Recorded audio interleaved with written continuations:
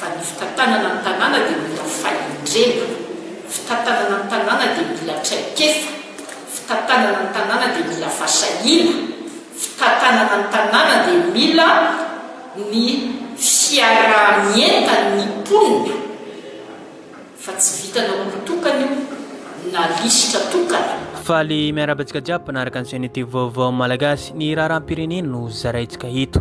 Hita taratra zao mazava ho azy fa ambadiky ny solombavambahoaka Gaspard Fenso izay ho kandida ben'ny tanàna Antananarivo renivohitra i filoha Andry Rajoelina sy ny ekipany.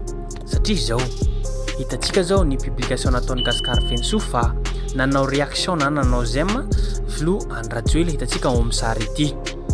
Tsy dia valapatraotsika fa hitantsika fanehoan-kevitra vidéo fampidirana teo makasika ny fanehoan-kevitra nataony Lalatina Ravalomanana fa hoe tsy an'olo tokana na antoko iray na antoko matanjaka ohatra ataontsika zany ny team na TGV izay tariny Andry Rajoelina na Marc Ravalomanana na fitantanana Antananarivo renivohitra fa ny vahoaka malagasy na izany na tsy zany aza.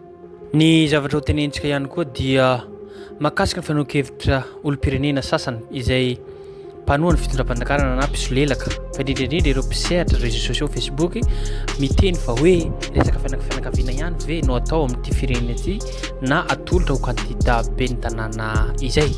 Neneo dia makasika ny filoha Marc Ravalomanana izay nanolotra ny zanana Tojo Ravalomanana ho kandida ben'ny tanàna. Inona moa no olana ary tsy hitantsika ve atsika vahoaka malagasy ity fa ity filoham-pirenena Andry Rajoelina ity ne no tena zany tompony hoe fianakaviana sy ny namany no omena toerana, omena ministra sy sekretera-panjakana. Tsy hitantsika ve Patrick Rajoelina izay ministerina raham-bahiny aiza moa izao tsy hitany masontsika ve izy iny. Ary tsy hitantsika ihany koa ve ireo sekretera-panjakana maro ao anatin'ny fitondram-panjakana ity gouvernemanta zany.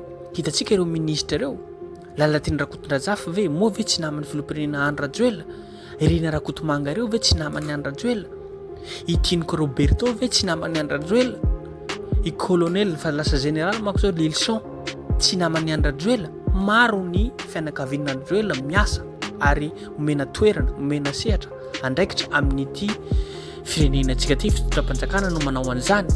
Fa rehefa filoha teo aloha Marc Ravalomanana ve dia vorondolona poison, fa rehefa Andry Rajoelina ve manao eo dia fa indrindrindrindra ireto mpisolelaka, fa indrindrindrindra ireto mpanohana anaty fitondram-panjakana ity dia ohatrany hoe voromailala, ohatrany hoe mety tsara. Fa rehefa olo-kafa dia tsy mety fa diso avy hatrany ka fahotana ve zany ary volaniza ve natolotry ny zany raha ohatra izy manataontsika hoe mirotsaka ho kandida ben'ny tanàna zany. Ny mahagaga dia antsika malagasy ihany dia manasatra zavatra tsy misy fahotana sy fahadisoana zany fa zony tanteraka ny manao an'izany. Koa izay ny zava-misy atao tany firenentsika rehefa olo-kafa izy rehefa tsy metimety aminao dia fa ohatrany hoe vorondolona zay. Tsy dia valapatra eo ihany koa tsika fa andao ho jerentsika zany hoe dia ny Gaspard Fenso nandeha tamin'ny généraly tale généraly ny Jirama Andriamatoa Ranoesy tonga nangatam-panazavana manko izy makasika ny fatapahana jiro sy rano ary nangataka ihany koa hoe ao makasika ny vahaolana efa entin'ny Jirama hamahana ny farafaharatsiny hanamevana ny olana ary nanolotra sosokevitra hanamevana ny fahasahiranana ny vahoaka atao amin'ny tanà fahatelo.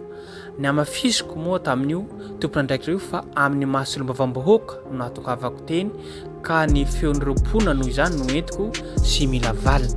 Zay manko nataon'ny solombavambahoaka Gaspard Fenso nanteny amin'ny tale général ny Jirama. Toy izao ireo fanazavana ny entin'ny Andriamatoa Ranoesy raha fehezina. Ny makasika ny jiro efa antitra ary misy efa tamin'ny taona 1903 ireo mila mpamokatra herinaratra ary mbola miasa hatramin'izao. Ampolo taonany maro no tsy nanangana fototrafitrasa ny Jirama. Izany no mahatonga fahasimbanana matetika isan'izany ireo transformateur sy sous-station rehetra eto Antananarivo renivohitra. Efa antitra ary mila soloina tanteraka ihany koa ny tampazotra mizara ny herinaratra ka mila fanaovaozana izany. 30 mégawatts isan'ny vokariny andekadeka raha tokony ho 120 mégawatts ary tokony ho 26 mégawatts zany. Antony mahamafy ny délestage ary ahina mbola hiamafy raha tsy misy rotsakorana atoato anatin'ny andro vitsivitsy. Tsy maintsy hiaran'ny Jirama fa tsy vita ao anatin'ny iray andro izany. ary hitantsika manko ny filoha andro rajoelona dia niteny fa hoe vita ao anatin'ny andro ray ary androany izy hamaha ny olana makasika ny jiro sy rano izay. Manamaiva ny fahasairana no azon'ny jirama atao. Manomboka izao dia hiditra ao anatin'ny programan'ny fahatapahana jiro mifandimby na delestage avokoa ireo fatra izay tsy mba tratran'izany teo aloha. Tanjona dia mba mifandanja ny faharetan'ny fahatapahana amin'ireo toerana rehetra. Afanganana ny tetikasa fanamboarana tambazotra avy any Toamasina mba azahoana misintona herinaratra avy any Ambatovy. Manome tokony tale generalin'ny jirama fa tsy tokony hisy fahatapahana jiro maharitra.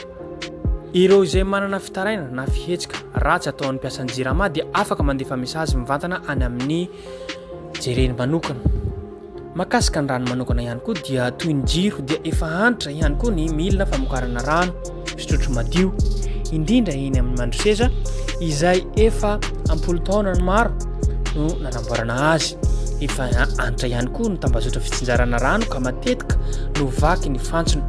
Ampolo taona ny maro no tsy nisy fanamboarana fotodrafitrasa vaovao intsony amokarana ny rano. Mila fampiasana vola lavitresaka ny hanerenana fotodrafitrasa izay mbola sarotra ho an'ny jirama. Vokany manodidina ny 200,000 metre cube ny vokatra ankehitriny raha mahery ny 300,000 metre cube no filanina Antananarivo. Ireo faritra ambony no tena tsy mahazo rano. Vaholana misy tetikasa roa efa volavolaina azahoana mahazo 59,000 metre cube vokatra ny rano fanampiny. Efa miezaka mandrisy lahatra amin'ny gouvernemanta ny jirama mba hanafainganana ny fananterahana azy. Efa mandinika ny fomba handindrana ny fandibasabasana ny fatapahan'ny rano mba hifandanja ihany koa ho an'ireo faritra rehetra. Sarotra kokoa nefa izany satria misy lafin'ny teknika manahirana kokoa ho an'ny rano rehefa tsy misy rano mandeha. Araka ny tenentsika tambolohany teo dia dao jerentsika fa neo-kevitra nataon'ny Lalatina raha Volomanana makasika ny hoe tsy any olo-tokana na antokotokana ny Antananarivo fa any vahoaka malagasy rehetrarehetra. Ary izay ihany koa tompolahy tompoko vavy no afaka nozaraintsika eto. Manentana antsika hatrany mba hiabone na anao izay manao commentaire ahafahantsika mahatsara zavatra izay makasitraka makately tompolahy sy tompoko vavy. Fa ny fitantanana ny tanàna dia mila fahendrena, fitantanana ny tanàna dia mila traikefa, fitantanana ny tanàna dia mila fasahina, fitantanana ny tanàna dia mila ny fiaramienta ny mponina. Fa tsy vitanao olo-tokana io na lisitra tokana tsara to andrakandana antsony Antananarivo. Mila fahendrena zany ary mila famatorana be dia be. Okizay ty tanàna Antananarivo ty tsy ho fifanandrianana hery anankiroa na olona anankiroa. Misy mantsy zao mbola milaza hoe fifaninanana amin'ny président Rajoelina sy président Ravalomanana ihany ty amin'ny alalan'ny candidat mpanjakana sy ny zanaky ny filoha teo aloha zay candidat ihany koa. Io zay hoe ampy zay. Okizay ny Antananarivo renivohitra Madagasikara tsy amin'ny Orange tsy amin'ny Tinina fa atsika rehetra.